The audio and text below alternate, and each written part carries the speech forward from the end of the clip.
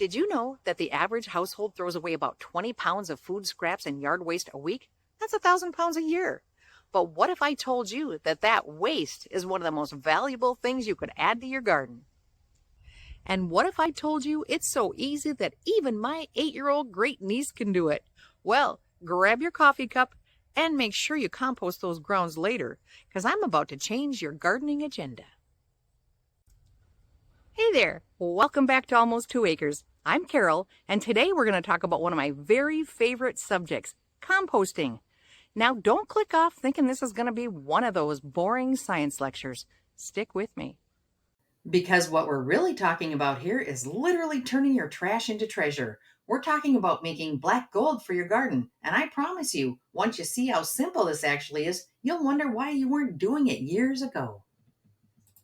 All right, let's start with the definition of compost. Compost is basically nature's recycling program. It's the managed breakdown of organic materials. Think kitchen scraps, leaves, grass clippings by millions of tiny microorganisms. These little guys are like the ultimate cleanup crew, and they work 24/7 to transform your organic waste into this incredible soil amendment that plants absolutely love. Some of you are thinking, but doesn't this stuff just rot on its own? Well, yes and no. In a landfill without oxygen, organic waste breaks down and releases methane, a greenhouse gas that's 25 times more potent than carbon dioxide. But when we compost properly, we're creating an oxygen-rich environment where the good bacteria thrive and no methane is produced. So we're literally helping the planet while making our gardens better. Now, here's where people get intimidated, but I'm going to give you that simple explanation. Think of composting like making a lasagna, but instead of pasta and sauce, we're layering browns and greens. This layering method is actually called lasagna gardening. Your browns are carbon-rich materials. Dry leaves, these are gold in the fall. Shredded newspaper and cardboard. Wood chips and sawdust. And good old straw. Your greens are nitrogen-rich materials. Kitchen scraps, vegetable peels, fruit scraps, coffee grounds. Fresh grass clippings, can't you just smell them? Fresh plant trimmings, don't take them to the dump.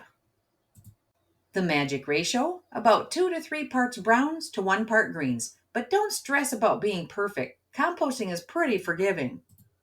But wait, there's more. Your compost pile needs 3 other things to really thrive.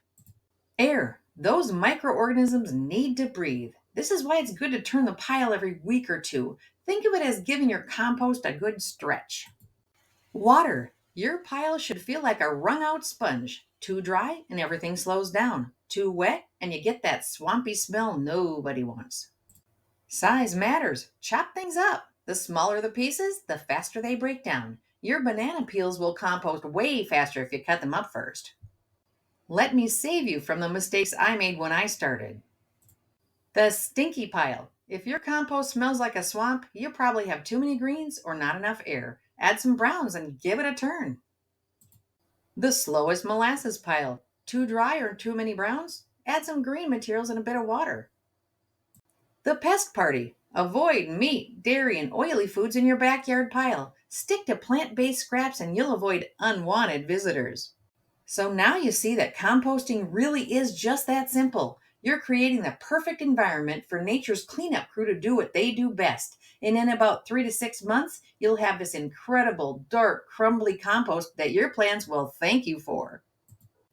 Soon I'm going to talk about the 2 main methods of composting: hot composting for the eager gardeners who want results fast, and cold composting for those of you who prefer the set it and forget it approach. Thanks for joining me today. Don't forget to hit that subscribe button. I've got a lot more composting and other garden information coming ahead for you. Until next time, let's get growing.